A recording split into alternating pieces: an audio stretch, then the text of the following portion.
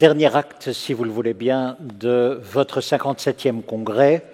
Il s'agit de voir, de comprendre aujourd'hui de quoi est faite l'économie française, européenne, mondiale, et puis surtout de tenter un regard prospectif. Je dis bien de tenter. Le métier de conjoncturiste n'a jamais été aussi consulté et aussi compliqué. Nos pays passent de choc en choc. Par exemple, et ce que je vais vous dire, je le tiens évidemment de l'intervenant qui va suivre d'ici quelques secondes, les outils disponibles n'étaient pas capables de comprendre les conséquences économiques d'une pandémie. Il a fallu les inventer à toute vitesse, les valider pour qu'un conjoncturiste puisse aider, éclairer l'ensemble des décideurs. La guerre en Ukraine, évidemment, a encore rebattu les cartes de l'économie. Et cela, nous y assistons tous les jours. L'élection présidentielle à venir, on est dans les derniers jours de campagne, elle aussi apporte son lot d'incertitudes dans la programmation économique ou les projets économiques des différents candidats. C'est dans ces conditions que je vous propose d'accueillir le directeur du département Analyse et Prévision de l'OFCE, également membre du Haut Conseil des finances publiques, Éric Heyer.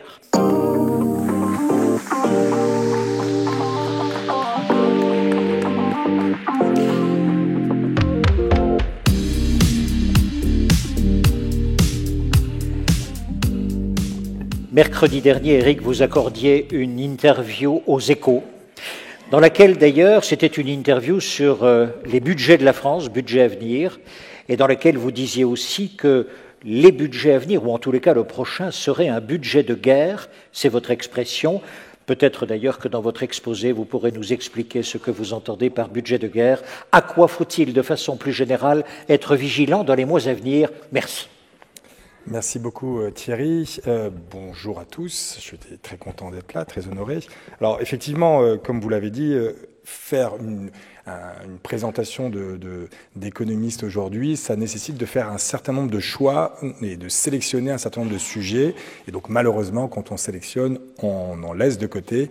Donc je vais vous dire très rapidement les sujets que j'ai sélectionnés pour cette intervention d'aujourd'hui et dire vraiment un mot sur quelques sujets que malheureusement j'ai laissés de côté et pourtant ils sont importants. Alors, vous voyez, j'aimerais revenir avec vous sur 6 enjeux de l'économie mondiale aujourd'hui. Donc, bien entendu, le premier enjeu, c'est où on en est de cette crise sanitaire qui a débuté il y a 2 ans. Donc, on peut commencer à en tirer un bilan. Qui a payé cette crise sanitaire? Est-ce que certains pays s'en sortent mieux que d'autres? Enfin, voilà.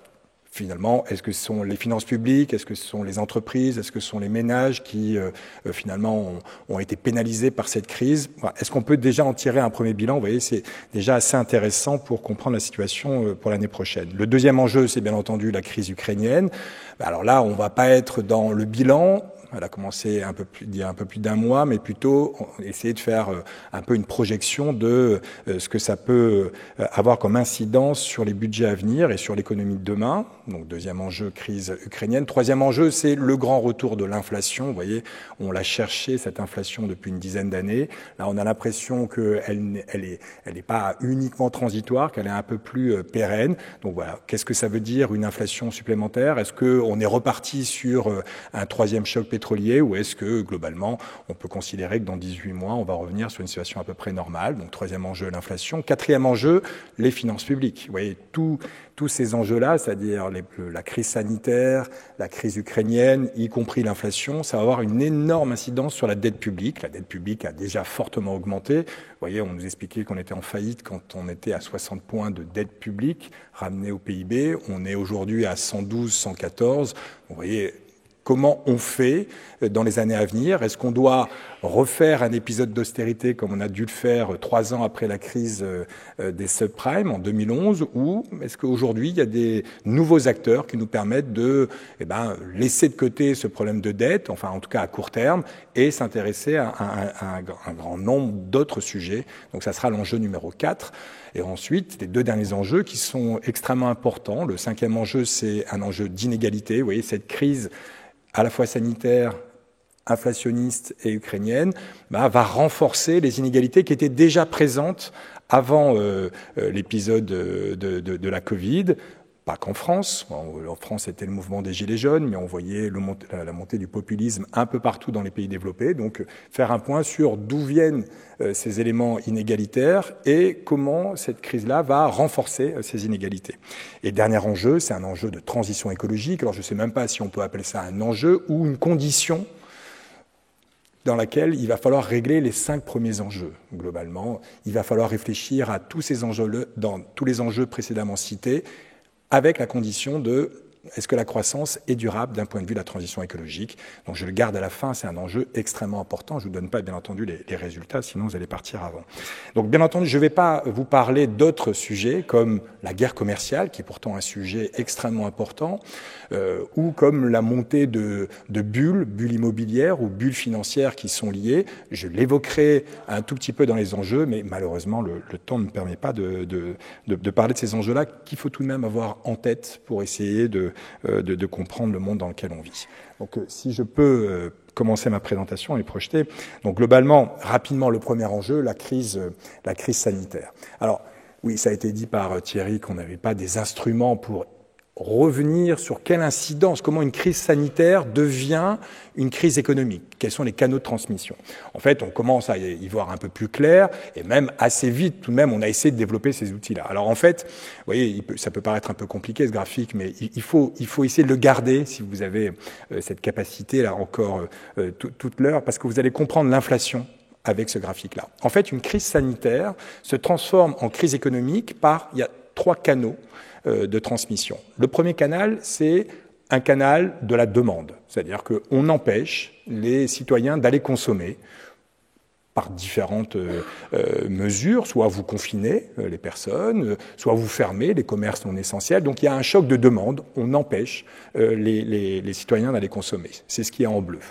Le deuxième choc, c'est un choc d'offres et d'offres de travail. On empêche les gens d'aller travailler. Pareil, soit parce qu'on ferme des écoles et donc on demande aux parents de rester garder les enfants, soit parce qu'on confine et donc on ne peut pas aller travailler, soit parce qu'on est malade, parce que le virus circule et donc on est malade et donc on se met en arrêt maladie. Donc il y a un choc d'offre de travail pour les entreprises, ça c'est le canal orange, vous voyez, et le canal rouge c'est un autre choc d'offres, c'est un choc d'offres d'approvisionnement puisque c'est pas une épidémie, c'est une pandémie, donc ça veut dire que toutes les économies sont touchées à peu près au même moment, parce que le virus circule un peu partout. Et donc, puisqu'on dépend de la production des autres pays, il y a une très forte indépendance entre les pays, finalement, il vous manque des matières premières, il vous manque des composants, et donc votre production s'arrête. Donc, il faut vraiment garder ça à l'esprit, c'est que, vous voyez, en gros, globalement, nos modèles nous disaient, attention, une crise comme la Covid, c'est-à-dire sévère, ça va coûter à peu près 8 points de PIB aux grandes économies développées, 4 points liés à la demande, 4 points liés à l'offre, à la fois de travail et d'approvisionnement. C'est important de garder ça à l'esprit parce que, vous voyez, quand on va parler d'inflation, quand vous avez un choc de demande, normalement, les prix baissent. Quand vous avez un choc d'offre, les prix montent. Là, vous avez les deux en même temps. Donc, vous voyez, la question de l'inflation était un peu compliquée parce qu'il y avait un choc qui allait faire baisser les prix, un choc qui allait faire augmenter les prix. Qu'est-ce qu'on devait, à quoi on devait s'attendre? Il faudra attendre l'enjeu numéro 3 pour comprendre. Mais donc, il faut garder ça à l'esprit. Donc, globalement, une fois qu'on a ça, on peut tirer un bilan. Alors, effectivement, la première année, ça nous a coûté 8 points de PIB. La France a fait moins 8 en 2020. Et ensuite, il y a le rebond.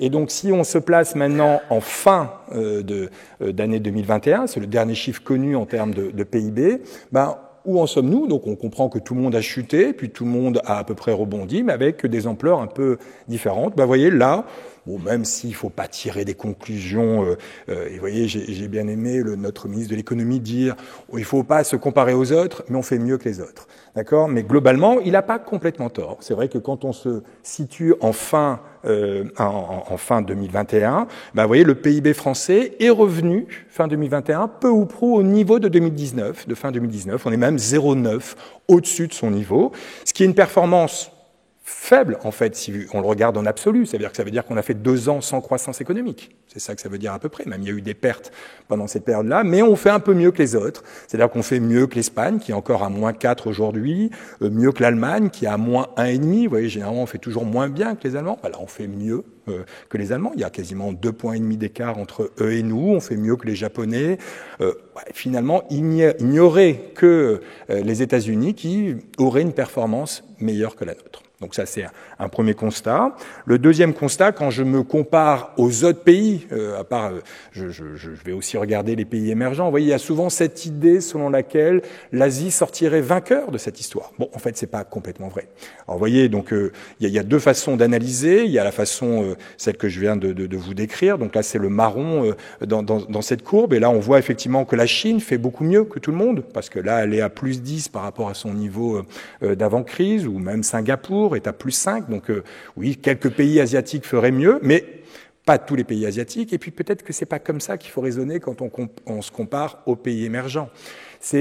On devrait se comparer plutôt à qu'est-ce qu'on aurait dû avoir s'il n'y avait pas eu la crise économique. Et normalement, vous voyez, la croissance attendue en Chine, c'était à peu près 6,5% de croissance pendant 2 ans, donc ils auraient dû être à 13% au-dessus de leur niveau de 2019. Et donc là, vous voyez, si vous raisonnez comme ça, c'est le rouge qu'il faut regarder, c'est la couleur. Et vous voyez que la Chine est perdante. C'est-à-dire que la Chine a bien été impactée également. Elle a une croissance plus faible que celle qu'elle aurait dû avoir.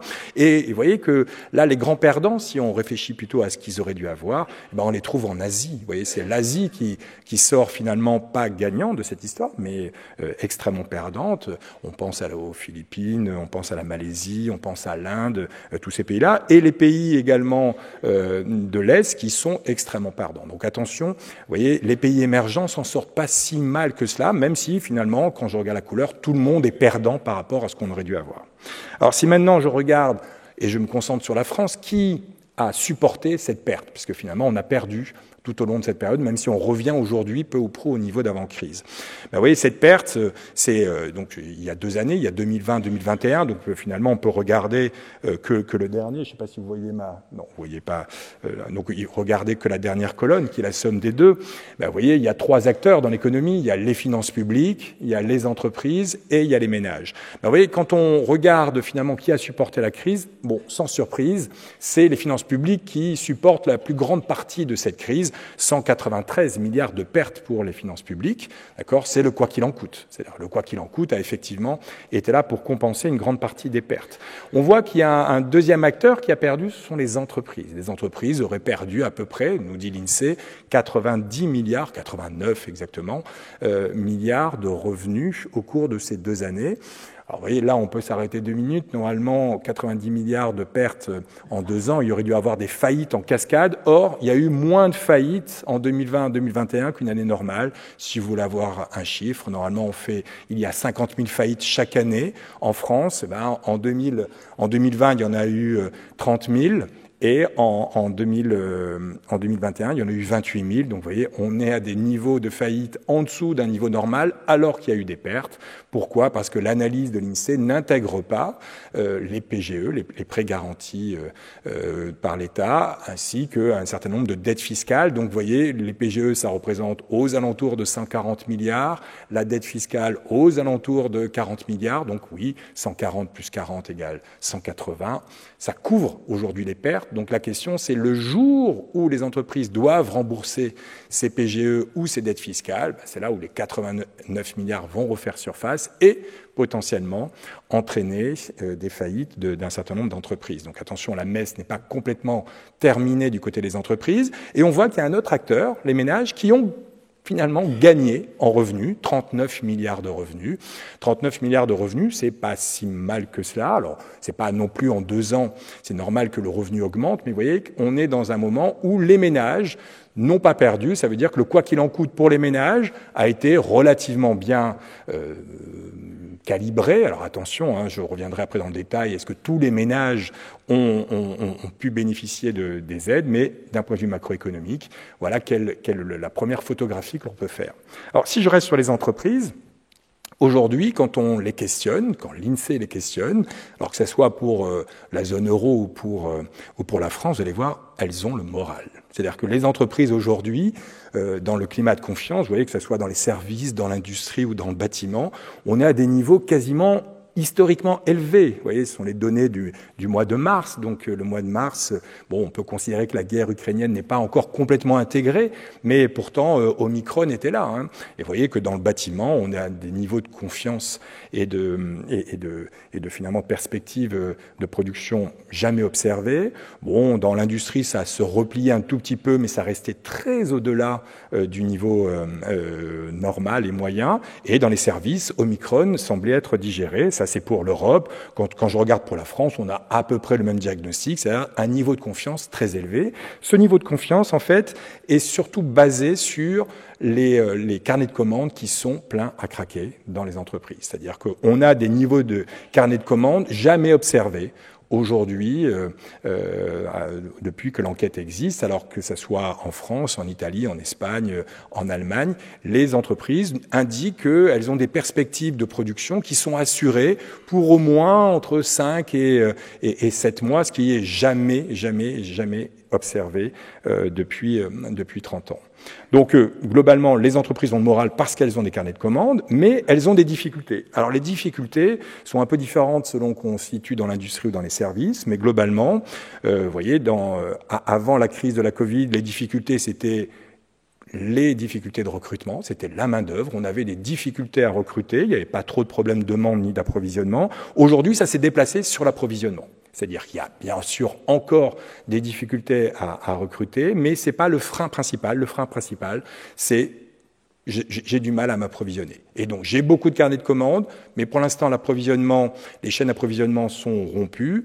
Ça va rentrer dans l'ordre, et le jour où ça revient, et alors je vais pouvoir produire. Je n'ai absolument pas de problème de demande. Vous voyez, les freins liés à la demande n'ont jamais été aussi faibles. Dans les services, c'est quelque peu différent, puisque globalement, ça reste quand même les difficultés de recrutement, le principal frein. Il est normal, on a besoin de beaucoup moins d'approvisionnement quand je suis dans les services que dans l'industrie. Donc on voit les deux freins, les difficultés de recrutement et l'approvisionnement, et c'est des freins qui pourraient se lever dans l'avenir, en tout cas pour le premier, l'approvisionnement, peut-être de façon un peu plus délicate pour les difficultés de recrutement.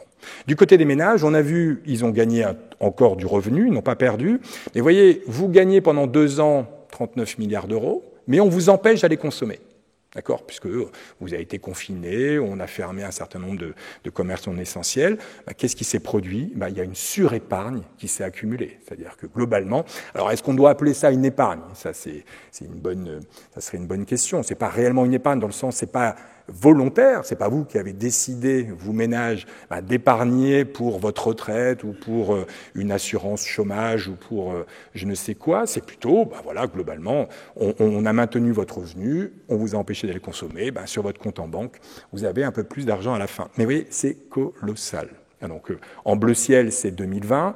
En bleu marine, c'est 2021. Et donc, la somme des deux, vous voyez, pour la France, la Banque de France nous dit il y a 170 milliards. Le 163 ici, c'est une évaluation OFCE. Bon, allez, on n'est plus à 7 milliards près à ce niveau-là. Mais en gros, globalement, la Banque de France nous dit il y a 170 milliards de plus sur les comptes en banque des ménages fin 2021 par rapport à fin 2019. Vous voyez, c'est gigantesque. Pour avoir un ordre de grandeur en tête, normalement, l'épargne normale des Français, c'est 220 milliards. Chaque année, il y a 220 milliards d'épargne. Là, il y a 220 plus 170 milliards. Vous voyez, c'est assez colossal en termes de potentiel d'épargne et donc du coup de consommation à venir. Alors, c'est pas que français, vous voyez, on retrouve 200 milliards, 206 en Allemagne, quasiment 150 en Italie, 230 au Royaume-Uni, en livres sterling bien sûr, quasiment 3000 milliards aux États-Unis. Vous voyez, c'est gigantesque. Après, c'est en points de revenus des ménages, d'accord ?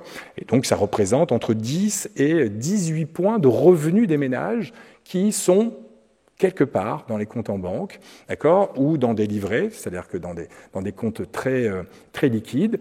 Et donc, la question, c'est où va aller cet argent ? Vous voyez ? Soit elle devient réellement de l'épargne, c'est-à-dire que les ménages décident de le mettre dans de l'immobilier, dans des actions, dans de l'assurance vie, donc dans une vraie épargne. Et là, auquel cas, attention, les prix de l'immobilier vont augmenter, les prix des bourses vont augmenter, les taux d'intérêt sur la dette publique vont baisser si vous allez acheter de l'assurance vie en euros. Vous voyez, ça peut être gigantesque, ou peut-être qu'une partie de cette surépargne va retourner dans la consommation le jour où finalement on libère tout, on autorise les ménages à aller un peu partout partout dans le monde, peut-être qu'il y aura une volonté de consommer. Vous voyez, mais là, c'est extrêmement compliqué à prévoir. C'est en fait, qu'est-ce que vous allez faire si vous êtes bénéficiaire de cette surépargne. Alors, effectivement, tout le monde ne bénéficie pas de cette surépargne. Vous voyez, donc c'est le graphique qui est sur votre droite là-bas, non, sur votre gauche, pardon, sur ma droite, au fond. C'est-à-dire que ce que nous dit le Conseil d'analyse économique, quand vous le placez en décile de revenus, donc vous avez le premier décile, c'est les plus modestes, et le dernier décile, ce sont les plus riches, on voit que bien sûr, cette surépargne est concentré dans les ménages les plus aisés, c'est un peu normal, on comprend bien la logique, c'est-à-dire que c'est quand même de la surépargne qui est liée à une non-consommation de services, essentiellement, liée au restaurant en moins, au théâtre en moins, au voyage en moins, et bien sûr, cette part est bien plus importante dans les ménages aisés que dans les ménages modestes, et les ménages modestes ont dû du coup avoir une consommation contrainte et avoir du mal même à compenser cette consommation contrainte et a même dû légèrement désépargner. Donc attention, lorsqu'on dit que les ménages sont plus riches aujourd'hui, il faut tout de suite, bien entendu, rectifier en disant c'est macroéconomiquement parlant, mais il y a des inégalités à l'intérieur. Donc première source d'inégalité qu'il faudra garder aussi pour l'enjeu numéro 5. Alors, maintenant, là-dessus vient la crise ukrainienne, parce que vous voyez que globalement, sans cette crise ukrainienne, on était sur des prévisions qui étaient à peu près 4% de croissance pour l'économie française pour 2022. Vous voyez, c'était gigantesque, 4%, sachant que dans ces 4%, il n'y avait pas d'utilisation de cette surépargne. Vous voyez, juste pour que vous ayez un ordre de grandeur, imaginons que 20% de cette surépargne retourne dans la consommation. D'accord. Alors, on passait de 4% de croissance à 6% de croissance. Vous voyez, donc, ça pouvait être gigantesque, les perspectives de croissance pour les années à venir. Bon, mais là, le début d'année va être impacté par la crise ukrainienne. Alors, qu'est-ce que ça fait, la crise ukrainienne? Alors là, on est plus dans la prospective que dans le bilan. Premièrement, il va y avoir des tensions liées aux matières premières, et donc gaz notamment, et prix du baril. Vous voyez, le prix du baril, d'un coup, explose. On était bien entendu sur un prix du baril assez élevé, aux alentours de $90. Bon, $90, est-ce que c'est élevé? Oui et non. Vous voyez, c'est élevé par rapport à l'avant-crise où on tournait plutôt aux alentours de 70, donc il y avait un petit choc. Mais vous voyez, $90, c'était loin de ce qu'on pouvait avoir, admettons, en 2011, entre 2011 et 2015. Vous voyez, c'est pas la préhistoire où on tournait plutôt à 110, $120 le baril. Donc on était quand même en dessous de ce qu'on avait déjà connu. D'accord? Et là, bien entendu, avec cette crise, on est monté assez vite à 130. Alors 130, c'est pas non plus encore un record historique, hein. On a atteint 140 avant la crise des subprimes, mais puisque l'euro s'est déprécié, pour nous, ça nous coûte plus cher. Vous voyez, c'est la courbe orange. Effectivement, pour nous, c'est un pic. Et ça, on peut considérer que c'est effectivement en partie lié aux tensions avec la Russie. Il y a... alors, vous voyez, est-ce que ça va être durable? Vous voyez que si je fais un focus plus sur les derniers jours, vous voyez, la barre rouge, c'est à partir du moment où le conflit ukrainien a commencé, ça a eu d'abord une pression très forte sur les prix, où on est passé de 90 à 130 en quelques jours. Bon, c'est en train de se tasser et revenir aux alentours de 110. Et vous voyez, $110 le baril, c'est une première approximation. Vous voyez, hier, l'OPEP Plus s'est réuni en disant entre 100 et 110, ça nous paraît être le bon prix. Donc, vous voyez, on peut considérer que on pourrait potentiellement rester autour de ce niveau-là, en tout cas, si la guerre ukrainienne en restait là, bien entendu. Bon, ce qui a fortement augmenté, c'est le gaz. Vous voyez, le prix du pétrole, encore une fois, il a augmenté, mais à des niveaux qu'on avait déjà connus, et l'OPEP Plus nous dit que ça sera à peu près la nouvelle référence. En revanche, le gaz, je ne sais pas si j'ai essayé de vous le signifier comme cela, mais généralement, le gaz est 4 fois moins cher que le pétrole. C'est-à-dire que quand le pétrole est à 100, le gaz doit être aux alentours de 20-25 $. Vous voyez, c'est à peu près un facteur 4. Aujourd'hui, il est plutôt à 110, c'est-à-dire quasiment à la parité. Donc c'est un choc extrêmement puissant sur le gaz.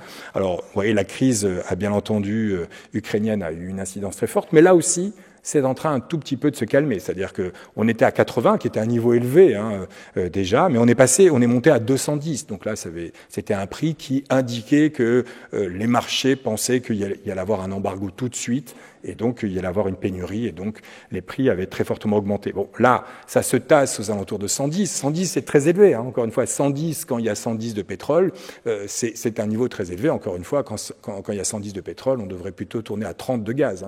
Donc globalement, il y a un choc qui est tout de même un peu moins violent que ce qu'on a pu connaître au début de la crise, mais ça va peser énormément sur le pouvoir d'achat.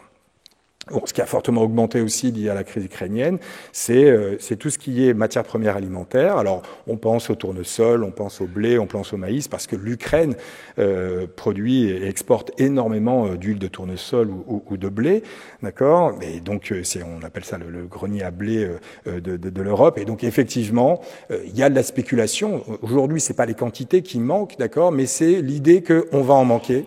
Et donc, que globalement, les prix tout de suite s'ajustent avec une anticipation d'un manque dans les mois à venir. Alors, ce qui est aussi aujourd'hui très inquiétant, c'est tout ce qui est métaux, d'accord, et notamment le nickel, l'aluminium, qui sont extrêmement importants aujourd'hui pour produire notamment de l'industrie. Ça aussi, ça explose, et ça explose depuis la crise ukrainienne. Il y avait une augmentation avant cette crise, mais la crise ukrainienne a amplifié ces mécanismes-là. Donc aujourd'hui, le canal de transmission premier de cette crise ukrainienne, c'est bien entendu une très forte augmentation de ces matières premières qui, petit à petit, va se traduire par une inflation, d'abord des prix à la production et ensuite des prix à la consommation. Bon, alors il y a une forte interdépendance, je passe vite, mais globalement, c'est sûr que quand on essaie de se projeter. Bon, c'est peut-être pas la France qui va le plus subir ce choc-là. Vous voyez, la dépendance énergétique de la France à la Russie, bon, finalement, elle n'est que, entre guillemets, de 8%. Ça peut paraître beaucoup, 8%. Mais vous voyez que si on se compare un peu aux autres, vous voyez, même ou à l'Allemagne c'est 24%, donc c'est 3 fois plus. Et plus je vais à l'Est, plus finalement, la dépendance est forte. Donc, vous voyez, il va y avoir une réponse européenne à ce problème-là, et il va falloir garder en tête le fait qu'un certain nombre de pays, dont l'Allemagne, est sans doute bien plus dépendante que nous de la Russie, et donc il va falloir qu'on fasse quelques transferts.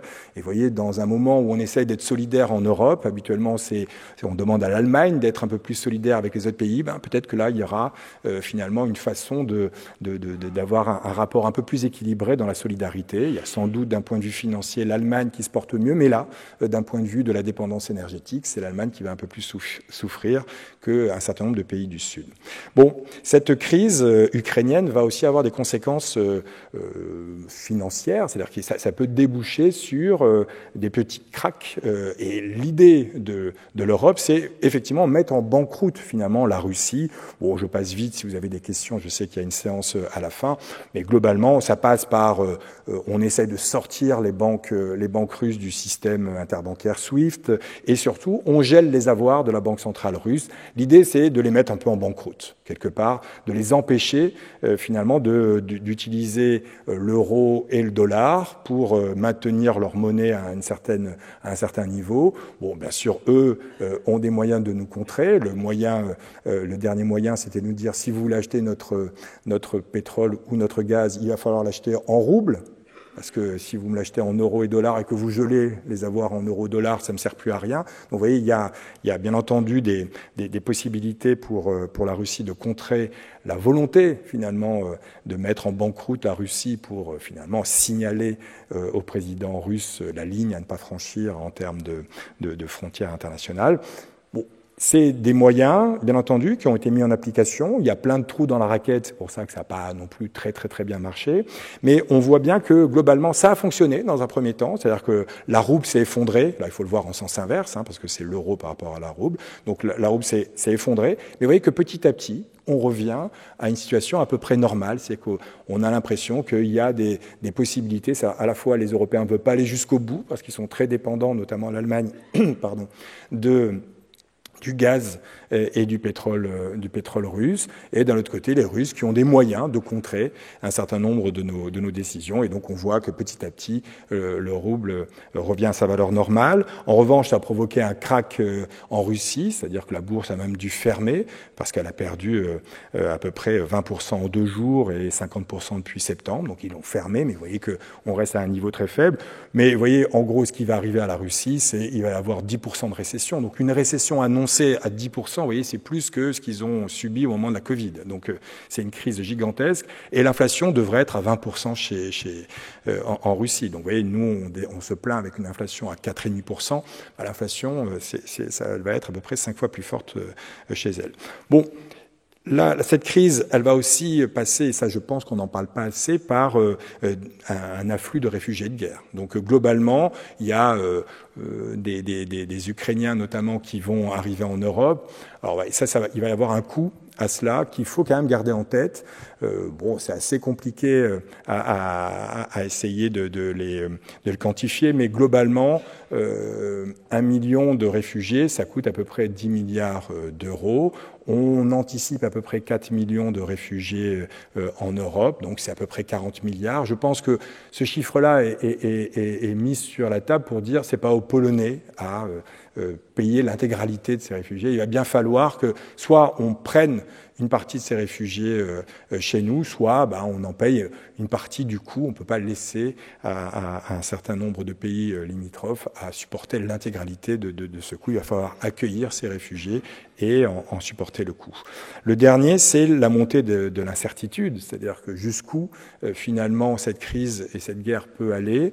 Et donc l'incertitude est assez forte. Alors, vous voyez, ce qui est très intéressant, c'est qu'on essaie de mesurer l'incertitude en économie. Bon, voilà, on essaie de tout mesurer. Je vous dis pas que c'est pas un lampadaire, mais globalement, vous voyez, l'incertitude, c'est ce graphique-là. D'accord. Ce qui me surprend, peut-être que ça va pas vous surprendre, mais moi, ce qui me surprend, c'est que, vous voyez, au moment de l'invasion de l'Ukraine, l'incertitude est montée, mais finalement pas à un niveau très élevé. Oui.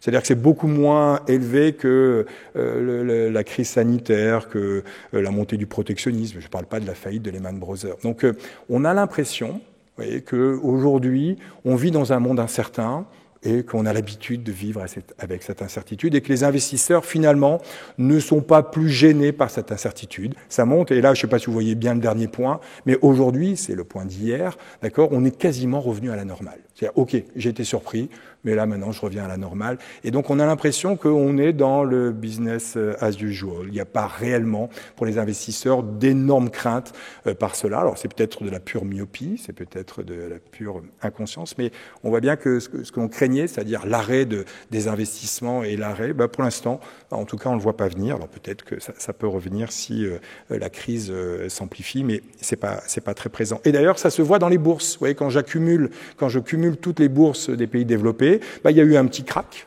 tout petit, hein, et puis c'est revenu. Et aujourd'hui, c'est la donnée du 30 mars, on est même au-dessus du niveau qui prévalait avant le début de la crise ukrainienne. Donc on a l'impression que les marchés, en tout cas, et les investisseurs au niveau international, regardent ça, mais ont été surpris, mais au bout d'1 mois et demi, ont complètement digéré cela. Bon, en gros, ce qui nous attend là-dessus, c'est pas cette crise en tant que telle, c'est pas la guerre en tant que telle, mais c'est plutôt les conséquences que ça pourrait provoquer. À savoir, petit à petit, il me semble que les Européens se sont mis d'accord pour sortir de la dépendance, finalement, vis-à-vis de la Russie. Vous voyez, on était un peu parti du principe qu'en Europe, il suffisait de commercer avec tout le monde pour avoir la paix. C'est-à-dire qu'on commerçait avec les Chinois, on commerçait avec les Russes, et on était bien sûr en partenariat avec les États-Unis, et ça garantissait la paix. On voit bien que c'est un peu plus compliqué que cela aujourd'hui, et donc l'idée c'est qu'on s'est aperçu pendant la crise sanitaire qu'on était très dépendant des Chinois, des masques et d'un certain nombre d'éléments sanitaires. Là, on s'aperçoit qu'on est très dépendant énergétiquement de la Russie, et donc petit à petit, on veut retrouver une souveraineté médicale, industrielle, et énergétique, d'accord? Et donc là, l'élément qui est mis en avant, qui est proposé par les Européens, c'est que d'ici la fin de l'année, on essaye de se passer des 2/3 de l'énergie russe, d'accord? Donc à la fois le gaz et le pétrole. C'est pas aisé. Oui, il va y avoir un coût à cela. Donc ça va être plus compliqué pour certains pays. Est-ce qu'il y aura de la solidarité en Europe? Mais tout ça va avoir un coût. Alors c'est peut-être que ce que j'essaie de dire dans les Échos, c'est-à-dire que ça va être une économie de guerre. Alors c'est pas, peut-être ça peut faire peur, économie de guerre, mais il faut pas le voir comme il y aura la guerre et il y aura des bombardements. Une économie de guerre, ça veut dire que il y aura peut-être du rationnement. Ça, c'est possible. Et quand il y a du rationnement, si on veut sortir des 2/3, on verra que le gaz, c'est assez compliqué. Le pétrole, on peut trouver des solutions. Le gaz, c'est un peu plus compliqué. Donc ça veut dire qu'il va falloir que, sans doute, on essaye de gérer nos stocks et qu'on essaye de voir si les Allemands n'ont pas besoin un peu plus que nous, mais essayer de réfléchir à comment on réoriente un certain nombre de stocks stratégiques, comment on oriente. Ça, c'est un peu une économie de guerre. L'économie de guerre, ça veut aussi dire qu'il y aura un coût. Ouais. Mais ce coût ne doit pas être vu comme le coût de la crise de la Covid. Vous voyez, la crise de la Covid, on pouvait considérer que c'était pas une crise économique, d'accord? C'était une crise sanitaire et qu'il fallait, bien entendu, tenter de compenser ce coût et de limiter au maximum ce coût parce que c'était une perte pour un certain nombre de ménages ou d'entreprises. Voilà, et donc il fallait que l'État le compense. Et on a vu que c'était à peu près pareil. Là, vous voyez, c'est une guerre. Donc une guerre, ça veut dire que ce coût-là, ça doit mesurer un peu l'effort que l'on peut faire pour essayer de sauver la paix. Oui. Et donc cet effort-là n'est pas forcément compensé intégralement par les finances publiques. Et donc il est possible qu'on se dise certains, on doit les compenser intégralement parce qu'il n'y a pas le choix, parce que le temps que l'on change notre mode industriel, il y aura des perdants et ces perdants-là, il faut les compenser. En revanche, pour d'autres, on peut considérer que c'est un effort qu'on leur demande, un effort compte tenu de la crise et de cette guerre que l'on veut éviter. Donc c'est une autre façon d'appréhender le budget, mais il est certain qu'on ne pourra pas aller vers ce qu'on pensait en 2023, un budget de rigueur, c'est-à-dire un budget qui tentait de baisser assez rapidement les déficits. Bien entendu que ça va amener énormément d'investissements nouveaux, et ces investissements nouveaux, c'est l'État qui va le porter par sa garantie. Et je pense que c'est une chose qui est à peu près intégrée, y compris à Bruxelles, c'est-à-dire qu'ils ne nous demanderont pas de réduire drastiquement les déficits si c'est pour investir dans la transition écologique, investir dans un certain nombre d'éléments et dans l'indépendance énergétique. Bon, je passe un peu plus vite parce que tout ça va quand même déboucher sur une inflation qui va être gigantesque. Alors, vous voyez, cette inflation, elle est déjà présente. Alors, je vous ai pas mis le chiffre d'hier parce que tous les pays ne l'ont pas sorti. Mais bon, certains l'ont peut-être entendu, je le dirai. Mais donc, c'est le chiffre du mois de février. Oui, mais déjà, en février, les États-Unis étaient à 8% d'inflation. Vous voyez, le Royaume-Uni, la zone euro à 6%. Le Japon était encore à une inflation maîtrisée. Et au sein de la zone euro, vous voyez que l'Espagne était quasiment à 8%. Là, le chiffre de mars, ils sont à 10% d'inflation. L'Allemagne était à 6%. Là, le chiffre de mars est sorti, ils sont à 7,3%. Vous voyez, c'est gigantesque. La France, elle, on voit qu'elle est relativement préservée de cette inflation, même si elle est là. Vous voyez, là, c'était 3,4, le chiffre est sorti hier, 4,5. Mais vous voyez, 4,5 par rapport à 10 en Espagne ou 7,3 en Allemagne. Donc, encore une fois, c'est pas pour dire que tout va bien en France, mais vous voyez, l'inflation est quand même beaucoup moins forte. Alors, pourquoi elle est moins forte ? En grande partie par ce graphique-là, c'est-à-dire qu'on a maîtrisé le prix de l'électricité. Vous voyez, le prix de l'électricité a beaucoup moins augmenté chez nous que chez nos partenaires. Alors pour différentes raisons. D'abord parce que on a un mix énergétique qui est notamment un peu plus nucléaire et donc qui coûte un tout petit peu moins cher, et aussi parce qu'on a bloqué les prix. Alors vous voyez, toute cette différence, ça a un coût, c'est un coût budgétaire. C'est-à-dire que la France a mis 30 milliards, le gouvernement français a mis 30 milliards d'euros pour compenser cela. Vous voyez, dans les autres pays, ils ont mis à peu près 3 fois moins. Donc oui, c'est par les finances publiques qu'on a tenté, quand je dis on, c'est le gouvernement, tenté de maîtriser cette hausse de l'inflation. Elle est là, l'inflation, Elle est à 4,5%. Chez les autres, elle est plutôt entre 7 et 10%. D'accord. Mais il y a un coût budgétaire derrière. Alors, on peut aussi se rassurer pour dire, on a déjà connu des périodes d'inflation bien plus importantes, d'accord. Vous voyez, au moment des chocs pétroliers, l'inflation était entre 14 et 25%. Hein. Donc, vous voyez, aujourd'hui, on a une inflation à 5%. C'est pas les mêmes ordres de grandeur, mais oui, c'est quand même le retour de l'inflation. Alors, qui pour l'instant est essentiellement énergétique. La moitié, c'est de l'énergie et de l'alimentaire. Vous voyez, si vous regardez le dernier chiffre donc d'hier, qui est du mois de mars, dans les 4,5% d'inflation, vous avez les produits industriels ou de services qui connaissent une inflation de 2,1 et 2,2. Oui, c'est une inflation qui est normale, entre guillemets, une inflation à 2%. En revanche, vous avez quasiment 30% d'inflation dans les prix énergétiques et 8% dans les produits alimentaires frais. Donc pour l'instant, l'inflation est essentiellement à la consommation dans l'énergie et l'alimentaire. Et c'est ça qui fait que cette inflation est très inégalitaire. C'est-à-dire que globalement, vous voyez, c'est des produits de tous les jours et des produits de base qui augmentent très fortement et qui pèsent beaucoup plus dans le panier d'un ménage modeste que dans celui d'un ménage un peu plus aisé. Et donc, attention, ça, c'est source d'inégalité, ce type d'inflation, donc à surveiller. Alors, ensuite, l'inflation, ça va surtout augmenter les prix de production aujourd'hui, parce qu'on voit que toutes les matières premières accélèrent. Donc là, vous avez une moyenne de toutes les matières premières. Vous voyez, aujourd'hui, effectivement, on a des niveaux élevés. Alors, vous voyez, le niveau compte aussi. Hein. On a déjà connu des niveaux de prix de matières premières bien plus élevés. Hein. Vous voyez, là, on est revenu peu ou prou au niveau de 2012, ce qui n'est pas non plus, vous voyez, on a su gérer ça en 2012. Et on est très loin du niveau de 2008 encore, mais la progression est très rapide et la pente est aussi extrêmement pentue. Et donc, c'est ça qui est un peu inquiétant.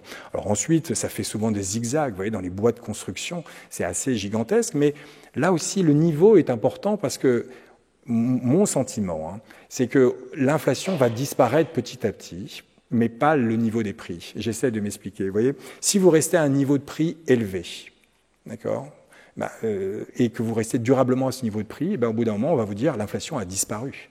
Parce que c'est l'inflation, c'est l'augmentation des prix. En revanche, vous allez rester à un niveau de prix très élevé. Dit autrement, pour le pétrole, si le pétrole reste à 110, 120, dans un an, on va dire qu'il n'y a plus d'inflation. Parce que globalement, même on va dire qu'il y a une légère déflation parce que le prix est monté à 120 et donc là, maintenant, on est à 110, les prix ont plutôt baissé. En revanche, le niveau des prix sera nettement supérieur au niveau d'avant la crise, où on circulait au niveau de $70 le baril. Donc on a pris aux alentours de 40, 50 $ en plus. Vous voyez que dans tout ce que je vous montre, ça va être ça l'idée. C'est qu'on va rester à des niveaux de prix élevés par rapport au niveau d'avant-crise, mais l'inflation va disparaître. Donc attention aux chiffres d'inflation. C'est pas l'inflation qui compte, c'est aussi le niveau des prix. Vous voyez, ensuite, quand je regarde le coût du transport maritime, vous voyez, on va nous dire que les prix ont baissé, parce que c'est vrai. Les prix, aujourd'hui, ont baissé par rapport à octobre 2021. Les prix sont plus bas. Il n'y a pas de doute à cela. En revanche, on reste à des niveaux de prix qui sont au-dessus du niveau d'avant-crise. Ce qui est spectaculaire aujourd'hui dans les coûts de transport, c'est les gros containers, vous voyez, qui partent de Chine. Aujourd'hui, tout le monde veut des produits, des composants chinois, d'accord, mais il faut les faire passer par des gros containers. Alors ça a explosé. Oui. C'est-à-dire que les prix d'un container, d'un 40 pieds qui partait de Shanghai, en gros, ça valait aux alentours de $2500 pour le. Et aujourd'hui, on est monté à quasiment $22 000.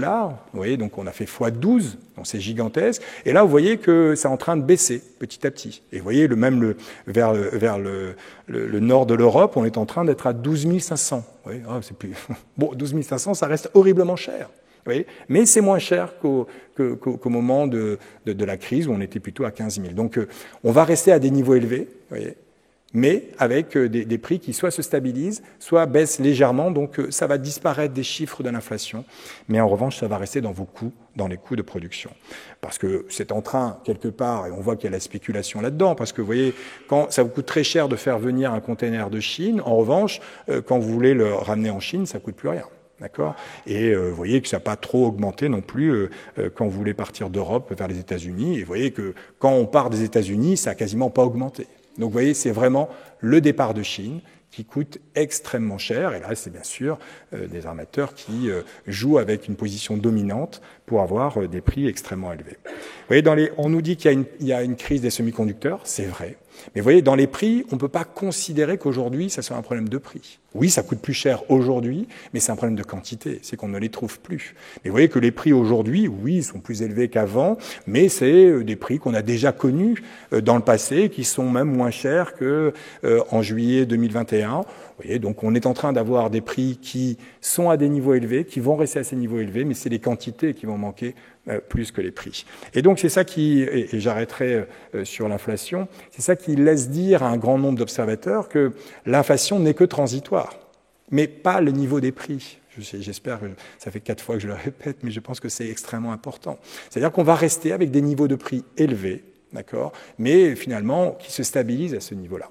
Et donc, vous voyez, alors ça, on peut considérer que c'est un pur lampadaire, hein, dans le sens où on questionne, vous voyez, on a des spécialistes de tout en économie, on a même des spécialistes de l'inflation dans 5 ans. C'est-à-dire qu'on questionne des économistes, à peu près 300 économistes tous les jours, pour savoir quelle va être l'inflation dans 5 ans, dans tous les pays.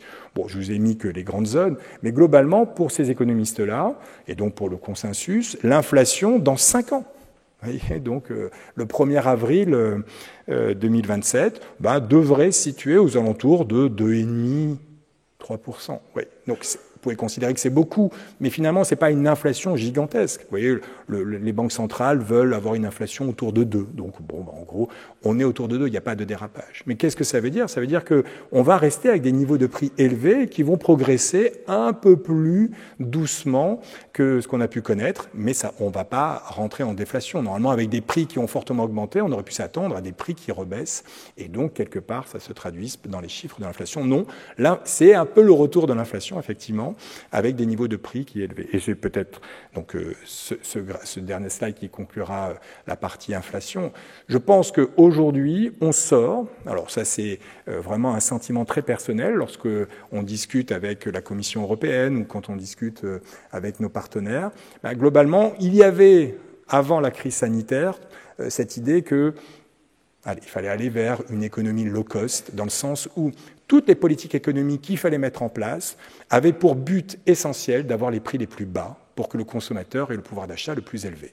D'accord ? Et donc, toutes les stratégies qui étaient mises en place, c'était il faut délocaliser tout ce qui coûte cher vers les pays asiatiques pour avoir les prix les moins chers. Il fallait déréglementer le marché du travail pour essayer d'avoir des salaires les plus bas possibles. Il fallait une politique énergétique qui allait plutôt vers les énergies fossiles parce que c'était moins cher que les énergies renouvelables. Il fallait baisser les taux d'intérêt au maximum pour avoir un coût du capital le plus faible et donc un coût de production le plus faible. Il fallait favoriser le distributeur par rapport au producteur et il fallait avoir des règles de concurrence libres et non faussées. C'était la concurrence qui permettait d'avoir les prix les plus faibles. Et donc, vous voyez, en Europe, on avait un commissaire qui regardait si la concurrence était bien libre et non faussée en Europe. Et on pouvait taxer, admettons, les GAFA, parce qu'ils étaient en position de monopole, ou on pouvait dire non à la fusion de 2 grands groupes, parce qu'ils auraient été en position dominante. Et la position dominante nous gênait, nous, Européens, parce que c'était eux qui allaient fixer les prix, et donc des prix plus hauts que le prix de concurrence. Cette stratégie, en tout cas cette doctrine, est en train de changer. Alors, elle n'a pas changé avec la crise ukrainienne, elle a changé avec la crise sanitaire, mais c'est amplifié par la crise ukrainienne. De plus en plus, j'entends dire en tout cas qu'il faut retrouver une souveraineté industrielle, médicale, numérique. Ça veut dire, en partie, relocaliser une partie de ce qu'on a délocalisé. Donc là, les prix vont être un peu plus chers. On entend dire qu'il faut mieux protéger un certain nombre d'indépendants, des travailleurs de plateformes ou les salariés de seconde ligne qui nous ont aidés pendant la crise sanitaire. Ça veut dire que les salaires vont être un peu plus élevés, que la protection sociale va être un peu plus élevée. Donc il y aura un coût supplémentaire, donc du coup peut-être des prix plus élevés. On entend dire qu'il faut sortir maintenant des énergies fossiles, qu'il faut se débarrasser et aller vers des énergies renouvelables au nom de la transition écologique. Mais ça veut aussi dire que les prix vont augmenter demain. Et qu'il faut redonner du pouvoir de négociation et donc du pouvoir d'achat aux producteurs par rapport aux distributeurs. Mais là aussi, ça veut dire que les prix vont augmenter. Donc il faut s'attendre effectivement à ce que les prix soient plus hauts, D'accord. Et donc l'idée pour accompagner cette hausse des prix, c'est comment on maîtrise cette forte augmentation. Il ne faut pas qu'il y ait de fortes variations, mais il faut s'attendre à ce que le niveau de prix reste élevé et même continue à augmenter. Il ne faut pas s'attendre à un retour au niveau de prix qu'on avait avant crise. Le quatrième enjeu, c'est, tout ça va coûter très cher aux finances publiques parce que, vous voyez, ça ne va pas aller sans effort de la part des États pour nous aider à retrouver cette souveraineté industrielle, médicale, énergétique. Il va falloir investir dans la transition écologique. Il va falloir aussi réaugmenter le budget de la défense. On s'est aperçu, là, au moment de la crise, qu'on pouvait tenir que 20 jours de guerre, pas plus. Et donc, il va falloir avoir de la dépense publique. On se dit, mais comment fait-on dans ces cas-là avec une dette publique qui a explosé si on continue à faire de la dépense publique? Alors, vous voyez, en un mot, peut-être qu'on se trompe d'indicateur. Ce que l'on regarde avec toujours crainte, c'est le rouge. C'est la dette publique en point de PIB qui ne cesse d'augmenter. Et on se dit, mais là, c'est pas possible. Jusqu'où on peut monter? Est-ce qu'on peut monter jusqu'au ciel? Peut-être que ce qu'il faut regarder pour la soutenabilité, c'est pas le rouge, mais c'est le bleu. Vous voyez, le bleu, c'est, en gros, que nous coûte cette dette. Oui, c'est les intérêts que l'on paye chaque année sur notre dette. Et là, le bleu, au lieu de monter, ne cesse de baisser. Alors ça, c'est très curieux. Vous voyez, la dette augmente et chaque année, on paye moins pour une dette qui augmente. D'accord. C'est les taux d'intérêt qui baissent. Et la soutenabilité, c'est bien cela. C'est combien on peut mettre chaque année dans notre budget pour payer notre dette. Vous voyez, habituellement, on mettait 3,5 points chaque année. Ça nous coûtait 3,5 points et on n'était pas en faillite. Aujourd'hui, on est à 1. Et ça va continuer, je pourrais vous l'expliquer si vous voulez, à baisser. Et donc aujourd'hui, à court terme, il n'y a pas de problème de soutenabilité. Donc le problème de la dette était sans doute mal posé. C'est pas le ratio dette sur PIB qui est important, c'est combien nous coûte cela. D'accord. Et à quoi sert notre dette publique? Cette dette publique, elle doit nous servir à préparer l'avenir et à se dire, tiens, quel monde je vais laisser à mes enfants, quel monde en termes de transition écologique, de souveraineté industrielle, tout ce que je l'ai dit, et je répéterai dans le dernier slide, plutôt que, finalement, je vais me désendetter sans avoir fait ces projets-là. Mais peut-être que, pour comprendre les enjeux, c'est ce graphique qu'il faut avoir en tête. Vous voyez, habituellement, alors c'est quoi ce graphique? Il peut paraître un peu compliqué, mais en fait, il est assez simple. Le bleu, c'est ce que nous coûte la dette. Le orange, c'est les recettes de l'État.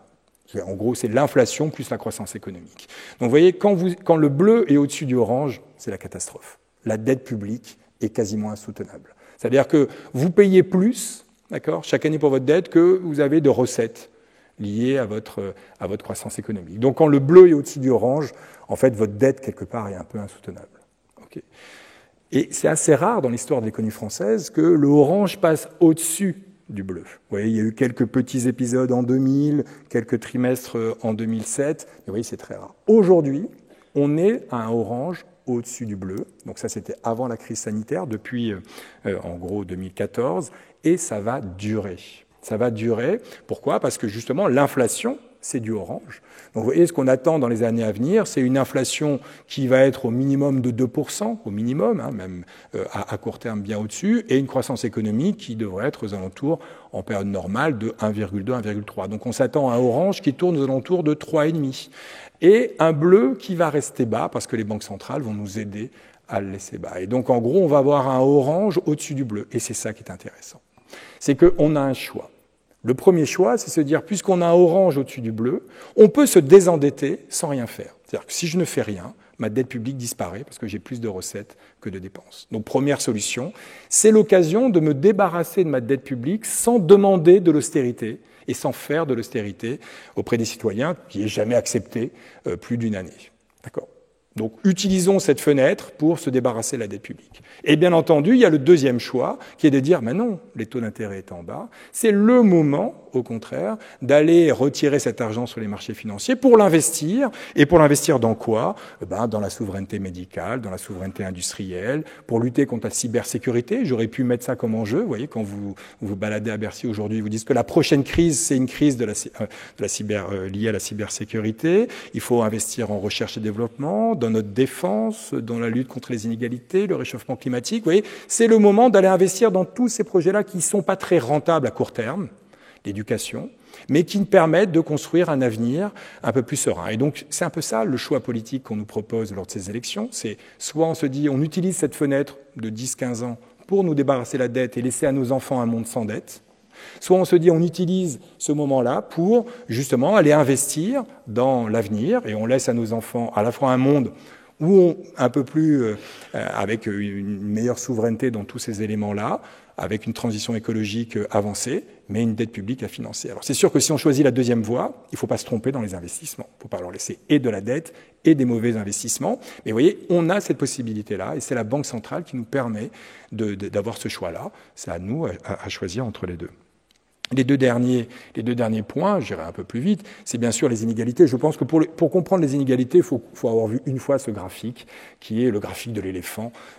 Mais on comprend mieux les inégalités dans le monde développé. Vous voyez, ce graphique, on le doit à Branko Milanovic, qui était le chef économiste de la Banque mondiale. Alors, comment se lit ce graphique? Après, je le commente. Branko Milanovic a classé la population mondiale par vingtile de revenus, les 5% les plus modestes d'un côté, les 5% les plus riches de l'autre côté. Et il a regardé comment le pouvoir d'achat de ces citoyens-là, dans le monde, a pu augmenter au moment de la mondialisation heureuse, c'est-à-dire les périodes avant la crise des subprimes, quand la croissance mondiale tournait entre 5 et 6%, pour voir est-ce que la mondialisation permettait de sortir de la pauvreté et permettait de réduire les inégalités dans le monde. Alors, vous voyez, la courbe idéale qu'on aurait aimé voir apparaître, c'est une courbe où tout le monde est dans le cadran positif. On aimerait que tout le monde gagne en pouvoir d'achat au cours des 10 ans avant la crise, bien sûr, mais légèrement décroissant pour que les plus modestes aient vu une progression plus riche que les plus aisés, pour qu'il y ait un petit peu de rattrapage. Vous voyez, et puis un gros pourcentage d'un petit montant, c'est un peu moins qu'un petit pourcentage d'un gros montant. Donc on ne voulait surtout pas de courbe ascendante, sinon ça voulait dire que les inégalités sont en augmentation. Donc on voulait au moins plat et un peu décroissant. Alors vous voyez, première entorse à cette courbe idéale, c'est la queue de l'éléphant. Vous le voyez tous, l'éléphant. Donc la queue de l'éléphant, c'est en bas. C'est-à-dire qu'au lieu, vous voyez, les 5% les plus modestes n'ont absolument rien gagné des 10 ans de la mondialisation heureuse. Donc ça veut dire que, encore une fois, je ne dis pas que avoir un pouvoir d'achat supérieur est nécessairement source de bonheur supplémentaire, mais bon, globalement, d'un point de vue financier, on ne peut pas dire que tout le monde ait bénéficié de la mondialisation. Et donc, il y a des trappes à pauvreté dans le monde, et donc des citoyens qui n'ont absolument pas bénéficié de cette mondialisation. Et vous voyez que la queue de l'éléphant, c'est du coup en augmentation. Et donc, il y a même eu un creusement des inégalités dans l'extrême pauvreté. Et donc, c'est la première entorse, c'est que dans le bas de la distribution, il y a des inégalités qui sont extrêmes, avec des personnes qui restent enfermées dans la pauvreté. Ensuite, vous avez le dos de l'éléphant. Le dos de l'éléphant, c'est bien. Vous voyez, c'est des populations qui ont vu leur pouvoir d'achat augmenter de 70% en 10 ans, 7% par an. Donc c'est plutôt des bonnes performances. C'est qui? C'est globalement la sortie de la pauvreté et l'arrivée de la classe moyenne en Chine, essentiellement, un peu dans d'autres pays asiatiques comme l'Inde, mais c'est la sortie de la pauvreté et l'arrivée de cette nouvelle classe moyenne que l'on voit apparaître. D'ailleurs, chez nous, en termes de touristes, c'est beaucoup d'Asiatiques qui viennent consommer une partie de ces gains de pouvoir d'achat. Bon, je ne sais pas s'ils sont plus heureux. En tout cas, ils ont bénéficié de cette mondialisation. Et ça va tout de même assez loin, et c'est assez stable. Et ensuite, ça baisse. Alors, tu dis, mais c'est ce que tu voulais. Oui, mais ça baisse très vite. Et ça va en terrain négatif. Alors, le terrain négatif, on l'observe où? On l'observe dans les 80% les plus riches de la planète. Mais bon, ils sont très riches, ça va. Mais c'est qui les 80% les plus riches de la planète? C'est les classes moyennes dans les pays développés. Et dans les classes moyennes même inférieures des pays développés. Et le problème soulevé par cette courbe-là, c'est la trompe de l'éléphant en termes de sentiment de déclassement. C'est-à-dire que si la courbe avait continué à baisser, bon, le sentiment de déclassement aurait été limité. Oui, moi, je perds en pouvoir d'achat, je me fais rattraper par des personnes un peu plus modestes, mais bon, ceux qui sont devant moi perdent plus que moi, donc que quelque part, je les rattrape, je ne me sens pas complètement déclassé. L'arrivée de la trompe fait que ces personnes-là se sentent déclassées parce qu'ils se sont rattrapés par ceux qui étaient plus modestes et distancés par ceux qui étaient au-dessus d'eux. Et d'où vient ce sentiment de déclassement? Il vient aussi d'une réalité qui est l'emploi. C'est-à-dire que si je classe l'emploi de façon assez frustre, c'est-à-dire il y a des emplois peu qualifiés, des emplois moyennement qualifiés, des emplois très qualifiés, vous voyez que dans tous ces pays développés, d'accord, au cours de ces décennies-là, on n'a créé que des emplois peu qualifiés ou des emplois très qualifiés et on a détruit des emplois moyennement qualifiés. Le sentiment de déclassement, il est là. J'étais dans l'industrie, j'étais un ouvrier qualifié, j'avais un salaire moyen, j'avais une qualification moyenne, d'accord ? Je perds cet emploi et on me déverse soit au chômage, soit dans un emploi de service moins bien qualifié. Et donc, certes, j'ai un emploi. Donc le problème de est-ce que le progrès technique nuit à l'emploi n'est pas la bonne façon de poser la question. Non, ça ne nuit pas à l'emploi, ça détruit des emplois et s'en crée ailleurs. C'est la qualité de l'emploi qui est créée. Est-ce que la qualité était identique en termes de salaire? Non. Et maintenant, vous arrivez à ce qu'on appelle la polarisation du marché du travail, avec finalement des emplois peu qualifiés, peu rémunérés, ou des emplois très qualifiés, bien rémunérés. Il n'y a plus la case intermédiaire qui permettait de progresser et d'avoir une progression continue des salaires. Ça, c'est un sentiment qui est mais un peu partout. Vous voyez, je vous ai mis la France en rouge pour que vous voyez, mais il n'y a pas de singularité française de ce point de vue-là. Mais c'est un sentiment qu'il faut prendre en compte. Et donc l'emploi peut être une solution, en tout cas, pour essayer de réduire, et il n'y a pas uniquement l'imposition ou les subventions pour aider ce sentiment de déclassement, il y a aussi la qualité de l'emploi. Je finirai par le dernier enjeu, qui est sans doute le plus important. Encore une fois, je l'ai classé comme enjeu, mais je vous l'ai mis à la fin pour vous signaler que c'est sans doute le principal enjeu. C'est-à-dire que c'est même plus un enjeu, c'est une contrainte qu'on nous impose. Alors vous voyez, les économistes essayent de savoir, alors non pas est-ce que l'activité provoque du réchauffement climatique. Oui, ça, c'est un débat qui est vieux comme Rousseau face à Voltaire, et de mon point de vue, Rousseau a gagné haut la main ce débat. Mais à la limite, l'économiste n'est pas là pour trancher ce débat de philosophe. L'économiste, il prend les choses à l'envers. Il dit, est-ce que le réchauffement climatique est bon pour la croissance économique ou pas? Oui. Alors, la réponse des économistes était, d'abord, ça dépend. Oui. Alors, ça dépend de quoi? Ça dépend du niveau de température. C'est-à-dire, à un certain niveau de température, un réchauffement climatique peut être bon pour l'activité. En revanche, à un certain niveau de température, tout réchauffement supplémentaire va provoquer une catastrophe économique. Oui, donc, il y avait une très forte non-linéarité. Alors aujourd'hui, vous voyez, dans les dernières projections des économistes, et imaginons du coup qu'on ne fasse pas grand-chose et qu'on laisse finalement la température progresser au-delà des 2 degrés par rapport à l'ère pré-industrielle, ben vous avez cette carte-là. Alors je ne vais pas rentrer dans le détail de cette carte, mais il faut juste essayer d'en comprendre la substance. Vous voyez, quand c'est rouge, c'est pas bon. Et quand c'est orange, c'est un peu moins mauvais, mais c'est pas bon. Il faut, vous voyez, être dans le bleu pour que ça soit pas trop mauvais. Vous voyez, en gros, globalement, ça va être une catastrophe pour le sud de la planète. Et il n'y a que l'extrême bleu et l'extrême nord qui est dans le bleu. Qu'est-ce que ça veut dire? C'est-à-dire qu'aujourd'hui, ce qui est prévu par à peu près toutes les projections des économistes, c'est qu'il va y avoir des catastrophes économiques gigantesques dans tout le sud de la planète. Avec, à l'horizon 2100, bon, le pire n'est jamais acquis, mais à l'horizon 2100, finalement, des pays qui n'existent plus. Là où je veux en venir, c'est juste quelle est la conséquence de tout cela? C'est la montée des flux migratoires. D'accord? C'est-à-dire que ces populations-là vont bien entendu monter. Et donc, ce qu'on va laisser à nos enfants, c'est le soin de gérer ces flux migratoires. On a eu beaucoup de mal en 2016 avec quelques migrants qui venaient notamment passer par l'Allemagne. Mais vous voyez, ça va être tout petit par rapport à ce qui nous attend. Et vous voyez, c'est pas tellement est-ce que nous, Européens, on va souffrir? Oui, on va souffrir, mais c'est pas la chaleur qui va nous faire souffrir. C'est en partie comment on va faire pour gérer ces flux migratoires et comment on va faire pour vivre tous ensemble. Et donc, bien entendu que c'est pas acté, d'accord? Mais en tout cas, on ne pourrait pas dire qu'on n'était pas prévenu. Et donc, globalement, combien de temps il nous reste? Bon, pas pour la conférence, je sais qu'elle est quasiment finie, mais globalement, on essaye d'aider au débat. En gros, si on ne veut pas que ça arrive, cela, il ne faut pas qu'on dépasse les 2 degrés. Alors même le GIEC maintenant nous dit le 1,5 degré. Bon, mais restons sur 2 degrés, vous voyez, la contrainte est déjà assez forte. En gros, on essaie de voir combien d'émissions de CO2 on peut encore émettre, nous, Européens, l'Union européenne, dans l'atmosphère, avant d'atteindre ces 2 degrés. Bon, il nous reste à peu près 1230 gigatonnes de CO2 que l'on pourrait encore émettre dans l'atmosphère. Alors, vous voyez, une fois que vous avez déterminé ce stock, ce droit à polluer quelque part, d'accord, ben vous le divisez entre pays, d'accord, et on essaie de se dire après combien de pays émettent de CO2 par an, et on essaie d'avoir le bilan. Je vous le fais très vite, je suis désolé, mais en gros, c'est la première ligne. Combien d'années il nous reste? Eh ben 10 ans.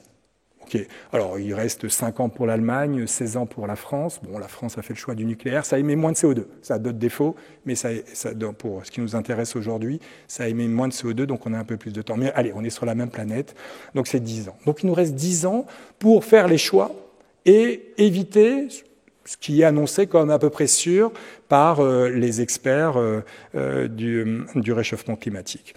Bon, comment on fait dans ces cas-là? Eh bien, vous voyez, on va faire... C'est pour ça qu'il y a une sorte de prise de conscience aujourd'hui, et donc il n'y aura pas un instrument qui va être mis en place. Ce n'est pas possible de tout miser, admettons, sur le progrès technique. On pourrait dire ça. On va miser sur le progrès technique et on va réussir à produire sans émettre de CO2. Bon, et c'est le progrès technique. Alors, pourquoi pas, hein, c'est pas pris en compte dans ces simulations, donc c'est sans doute la source qui doit nous permettre de gagner du temps, mais c'est un peu risqué de tout mettre dans cela. Il y a le deuxième élément, c'est la décroissance. Il faut arrêter de consommer. Oui, mais attention, aujourd'hui, on est trop dépendant de la croissance pour créer des emplois. Et donc, se pose la question, si on demande à tout le monde d'un coup d'arrêter de consommer ou de produire, bah, finalement, si on a besoin de moins de personnes, du coup, bah, qui va se retrouver au chômage? Comment on rémunère ces personnes qui perdent leur emploi? Oui. Donc, la décroissance, bien sûr, aller vers plus de sobriété, pourquoi pas, mais la décroissance pose d'autres problèmes, et notamment l'enjeu numéro 5. Donc on va aller vers des stimulations à essayer de rénover, de faire de la rénovation thermique des bâtiments, vers essayer d'aller vers des énergies renouvelables, vers des réseaux électriques, vers des transports bas carbone. Donc vous voyez, aujourd'hui, la Commission européenne nous demande à chaque État de dépenser à peu près 40 milliards par an, pour nous la France, entre 1 et 2 points de PIB, pour investir dans cette transition écologique. Donc vous voyez, ça revient un peu à l'économie de guerre, hein, c'est-à-dire que ça va être très compliqué aujourd'hui de voter des budgets à l'équilibre, alors qu'on demande à l'État d'investir chaque année entre 1 et 2 points de PIB pour la transition écologique. Mais après tout, on peut se dire que si c'est un investissement, c'est les générations futures qui vont en bénéficier, et donc il est normal qu'ils y participent avec les taux d'intérêt. Mais ça non plus, bien sûr qu'il faut le faire, mais ça ne va pas suffire. Vous voyez, typiquement, la rénovation thermique des bâtiments, c'est génial, hein, ça coche beaucoup de cases. C'est-à-dire que ça permet aux personnes qui sont dans ces passoires thermiques de réduire leur facture énergétique, donc c'est un gain de pouvoir d'achat. Ça permet de faire travailler en local, donc très bien, ça fait baisser aussi le chômage, et ça permet d'éviter des émissions de CO2, donc c'est bon pour la planète. Donc il ne faut pas hésiter. Vous voyez, le problème, c'est que est-ce qu'on a suffisamment aujourd'hui de compétences pour faire toutes ces rénovations thermiques? Est-ce que les copropriétaires sont tous d'accord pour perdre une partie de leur mètre carré pour rénover leur bâtiment? Vous voyez, ça pose un grand nombre de questions. On se dit, face à l'urgence, il faut bien sûr le proposer, mais il ne faut pas attendre monts et merveilles. Et donc, ça veut dire qu'il y aura des choses un peu plus difficiles à digérer, et je finirai par cela. Mais il y aura la fiscalité carbone. C'est évident que la fiscalité carbone va revenir, c'est déjà dans les tuyaux. Alors, je peux vous l'expliquer en 2 mots, mais globalement, il y aura une fiscalité carbone. Alors, le problème de la fiscalité carbone, c'est ce graphique. D'accord ? Alors, c'est quoi ce graphique ? Vous avez en bleu l'incidence d'une taxe carbone, d'accord, sur les ménages en fonction de leur richesse. En haut, c'est les plus modestes, en bas, c'est les plus riches. Vous voyez qu'une fiscalité carbone, c'est dégressif, dans le sens où ça pèse plus sur le ménage modeste, le pouvoir d'achat du ménage modeste, que sur le ménage aisé. On n'aime pas trop ça. On aime que les impôts soient soit plats, soit progressifs. Mais dégressif, c'est toujours plus compliqué à avaler. Et en plus, il y a le rouge, c'est-à-dire que quand on regarde qui émet le plus de CO2, c'est plutôt les personnes aisées que les personnes modestes. Donc, vous voyez, il n'y a même pas le pollueur-payeur. Donc, dès qu'on met en place une fiscalité carbone, ça c'est pour la France, mais je vous assure que c'est valable dans tous les pays, d'accord ? Quand vous mettez une fiscalité carbone, tout le monde s'habille en jaune. C'est pas qu'en France, d'accord ? C'est pas acceptable. La seule façon de la rendre acceptable, d'accord, c'est premièrement le bleu, qui sont les recettes, vous voyez ? C'est les recettes de l'État. Il faut que ce bleu ne soit pas mis dans le budget de l'État pour financer le déficit, mais il faut qu'il soit redistribué aux personnes les plus fragiles, que ce soit les ménages ou les entreprises. Donc un premier élément, c'est qu'une fiscalité carbone ne doit pas être mise dans le pot commun. Ce qui est compliqué, parce que normalement, on ne doit pas affecter les impôts. Et un impôt, ça doit être dans le pot commun. Non, une fiscalité carbone, si on veut qu'elle soit acceptée, il faut qu'on fasse une redistribution de ces recettes. Ça ne sert pas à financer d'autres dépenses par ailleurs. Il faut compenser ceux qui n'ont pas le choix. D'accord ? Et la deuxième solution, c'est qu'il faut la faire aux frontières de l'Europe aussi. C'est-à-dire qu'il est certain que si seule la France, l'Allemagne, enfin les pays européens mettent en place une fiscalité carbone et que les autres pays ne le font pas, et on pense notamment aux Chinois, alors ça ne sert pas à grand-chose d'abord pour la planète, et puis on va perdre énormément en compétitivité. Et donc ça veut dire que cette fiscalité carbone doit être accompagnée par ce qu'on appelle un ajustement frontière carbone, et se dire on va mettre en place un prix du carbone en Europe. Si les Chinois n'ont pas la même fiscalité carbone, alors, et qu'ils veulent vendre sur notre continent, alors l'écart, je prends un exemple, si on est nous à 150 euros la tonne, alors qu'eux ils sont qu'à 10, il y a 140 qui seront pris sur le produit chinois pour compenser ce problème de fiscalité. Et donc c'est par ces mécanismes-là qu'on envoie à la fois un signal prix aux consommateurs, attention, ça coûte, ce que tu fais aujourd'hui coûte cher en termes d'émissions de CO2, et donc il y ait un rattrapage entre le prix aujourd'hui qui est plus cher lorsqu'il est vert que lorsqu'il n'est pas cher, et donc c'est rétablir cette distorsion, et ensuite envoyer un signal prix aussi aux concurrents européens. On a la chance d'avoir l'un des plus grands marchés en Europe, et de dire si vous voulez vendre sur notre marché, il va falloir penser aussi à cette fiscalité carbone. Donc voilà les enjeux. Je suis allé peut-être un peu trop long, mais en tout cas je suis prêt à répondre à vos questions si vous en avez. Merci.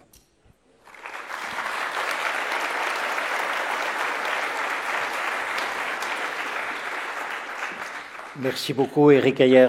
Avez-vous des questions quand même? Sujet important, oui, bien sûr, pour Hervé, mais je ne vois pas tout le monde. Hervé, parfait, ici également. Je vous en prie. Merci. Hervé Rebolo, Fédération DLR. Vous l'avez évoqué, Vladimir veut faire payer le gaz en roubles. Les acheteurs ont-ils une capacité à basculer en roubles? Et s'il y a ce basculement, qu'est-ce que ça signifie concrètement? Non, oui, là, on est vraiment dans la pure politique, parce que, en gros, aujourd'hui, même d'un point de vue économique, on aurait plutôt intérêt à passer en rouble. Le rouble s'effondre, enfin, un peu moins qu'il y a quelques mois, mais aujourd'hui, l'euro a un pouvoir d'achat supérieur au rouble. Mais est-ce qu'il y a des réserves en roubles chez les acheteurs? Ok, donc ce qui semble être le point d'arrivée, c'est Gazprom, qui est finalement le vendeur de gaz, d'accord, va ouvrir un compte, et donc vous allez pouvoir le payer en euros, d'accord, et eux le transforment directement en roubles. D'accord, c'est tout. Donc vous n'allez pas avoir à accéder aux roubles, mais du coup, tout de suite, on transforme les euros en roubles, et la Banque centrale russe va prendre ces roubles-là. L'idée, c'est que la Banque centrale ne veut plus d'euros, parce que dès qu'elle est dans son bilan, on gèle. Donc elle dit, en fait, ça ne me sert plus à rien. Et donc, elle dit, moi, je ne veux que des roubles. Et donc, du coup, aujourd'hui, il n'y aura pas de... Enfin, encore une fois, je parle et ça change tous les jours. Mais ce qui a été arrêté hier, c'est que Gazprom ouvre des comptes, et donc en dollars et en euros, mais que ces comptes-là, chez eux, sera directement transformés en roubles une fois que la transaction. Donc, les contrats restent en euros, restent en dollars, mais c'est une transformation de ces euros et de ces dollars en roubles, et donc la Banque centrale récupère tout cela. C'est une façon pour eux, de maintenir le rouble à une certaine valeur, et surtout de détenir que des roubles, parce que maintenant, ce que veut Poutine, c'est que des roubles, enfin, Poutine, on va dire Poutine, les Russes, que des roubles, parce que on leur a mis, enfin, il faut voir d'où ça vient, c'est nous, c'est nous, on leur a dit, maintenant, dès que tu as des euros, des dollars, on ne te les rachète plus, donc ça ne te sert plus à rien. Bon, il a dit OK. Merci beaucoup. Deuxième question. Bonjour, Marc Lambert, l'Extant. Vous avez indiqué que l'inflation jouait un rôle très important aujourd'hui et que la France était dans un cas un peu particulier et qu'il y avait un lien entre l'énergie électrique, la production, le coût de l'énergie électrique et le niveau d'inflation. Tout ça, c'est piloté par l'État en France. Et ma question, c'est est-ce qu'il y a un lien avec les élections? Et est-ce que, au terme des élections, on ne va pas se retrouver dans une situation qui brutalement peut évoluer, avec des surprises ou peut-être des évolutions rapides qui fassent mentir les tendances? Oui, oui. Aujourd'hui, ils peuvent dire que non, mais il est évident que des élections aussi proches, on voulait que le chômage baisse et on voulait que l'inflation soit maîtrisée. Même s'ils disent non, c'est pas pour ça qu'on le fait, bon, on a forcément cette mauvaise pensée en tête. Bon, c'est normal. Qu'est-ce qui va se passer après les élections? C'est extrêmement compliqué. D'abord, il faut savoir qui gagne cette élection-là. Mais aujourd'hui, maîtriser les prix, d'accord, je pense que ça devient un peu plus consensuel en Europe. C'est-à-dire que l'idée n'est plus d'aller seul et d'essayer d'avoir une stratégie seule. L'idée, c'est de se dire, nous, Européens, nous sommes des gros acheteurs, et donc on peut, comme on a fait avec les masques, comme on a fait avec les vaccins, aller négocier des prix, d'accord, avec un certain nombre de producteurs de pétrole ou de gaz. Et donc, moi, ce que j'entends, c'est plutôt la volonté européenne d'aller renégocier un certain nombre de prix. Bon, ça ne veut pas dire qu'il n'y aura pas des stratégies nationales. Et donc que certains pays seront plus à même à vouloir rajouter à cela des subventions ou des blocages de prix. Ça, c'est possible. Vous dire ce que va faire le prochain gouvernement, c'est assez compliqué.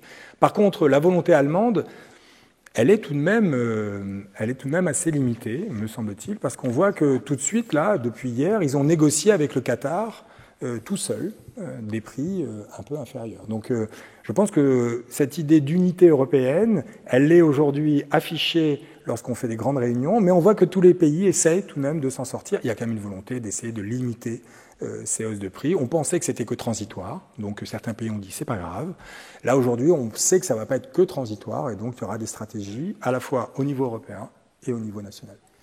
C'est un sujet qui vous passionne. Encore 2 questions, ce seront les 2 dernières. Je vous en prie, levez-vous, monsieur, merci. Merci, bonjour, Pierre Vallée. Alors, merci pour une analyse économique.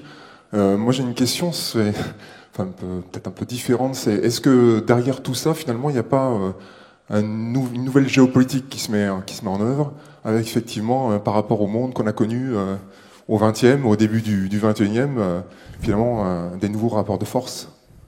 Ah si, vous avez raison. Alors bon, c'est vrai que c'est plus complètement de l'économie, mais c'est un peu de la géopolitique.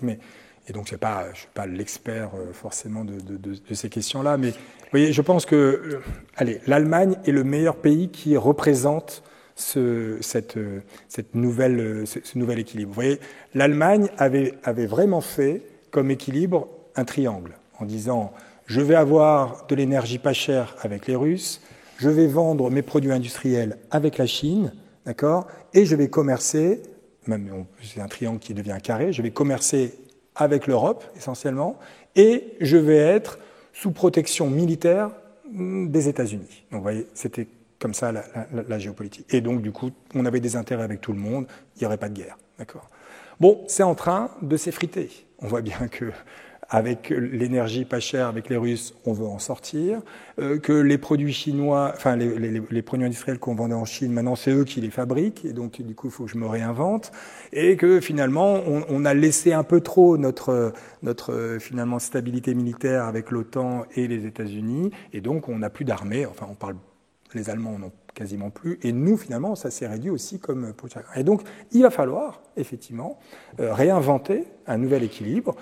Alors on appelle ça souveraineté, je ne sais pas si c'est le bon terme, parce que souveraineté ça peut aussi dire autre chose, mais globalement il va falloir reconstruire un équilibre, parce que là il est en train de s'effriter dans tous les sens. Et voici la dernière question. Oui, bonjour, François Bois. Vous avez évoqué en début d'exposé le fait que l'épargne des ménages, mais aussi l'épargne des entreprises, on le sait, a très très fortement augmenté. Et vous évoquez après une inflexible augmentation des prix, qui d'ailleurs ne bougerait pas, et en même temps des taux d'intérêt extrêmement bas. L'argent ne rapportant plus, n'y a-t-il pas derrière une stratégie des États à dire il va falloir faire consommer cette trésorerie pour pouvoir financer tout cela? Trésorerie des ménages et des entreprises. Alors, À court terme, il est possible que les États aimeraient que cette surépargne retourne dans l'activité. D'accord. Même, ils essayent d'inventer des tuyaux qui va, vous voyez, les ménages ont beaucoup d'argent, 170 milliards en plus que la normale, et les entreprises, il leur manque 89 milliards. Allez, tiens, pourquoi on n'irait pas faire un tuyau qui va l'un dans l'autre? C'est ce qu'essaye de faire la BPI aujourd'hui, en essayant de proposer des plans où les taux d'intérêt sont un peu plus élevés qu'un livret A, donc attirer cette surépargne vers les entreprises. Le problème, c'est que, vous voyez, si le ménage n'a pas envie, il ne le fera pas. Et aujourd'hui, il y a une sorte de frilosité, quand même, de l'épargnant, et donc il préfère aller dans l'assurance vie, encore aujourd'hui. L'assurance vie en euros, c'est en gros, vous achetez de la dette publique, hein, et ça vous rapporte 0.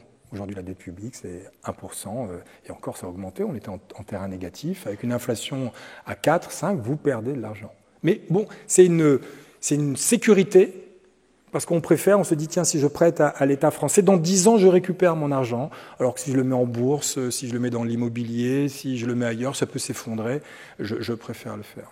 D'accord. Et donc, l'État peut se dire, mais en fait, après tout, cette épargne-là, d'accord, les citoyens me la confient, bon, à des taux d'intérêt extrêmement faibles, j'en profite, et donc c'est bien au rôle de l'État de se dire, mais qu'est-ce que j'en fais? À quoi ça sert? Donc cette épargne que les ménages me donnent, enfin me prêtent, bon, je dis même me donnent parce que en taux d'intérêt c'est négatif en réel, hein, quel est mon devoir d'utilisation de cette épargne? Et c'est là où on en revient au projet. C'est-à-dire que si on dit confie-le-moi et je prépare un grand plan pour mieux éduquer les citoyens, pour préparer la transition écologique, pour aller vers un peu plus de souveraineté médicale, industrielle, enfin, pour lutter contre les attaques cyber. Bon, mais peut-être que c'est un bon plan d'investissement. Les ménages perdent un peu d'argent, mais les finances publiques, ça leur coûte pas grand-chose et on prépare l'avenir. Il est certain que si cette épargne-là va aller dans OK, je vais maintenir le pouvoir d'achat des ménages, bon, c'est différent. Effectivement, on va le consommer tout de suite. Est-ce que ça prépare mieux l'avenir? Non. C'est juste un transfert de ménages qui ont de l'épargne vers des ménages qui sont modestes. Donc ça lutte peut-être contre les inégalités, mais que temporaire. Donc en fait, moi je pense que la vraie question que doivent se poser les États, c'est j'ai face à moi une épargne gigantesque qui ne demande qu'à se placer dans du sans risque, donc sur moi. Qu'est-ce que je dois faire avec ça? Éric Heyer.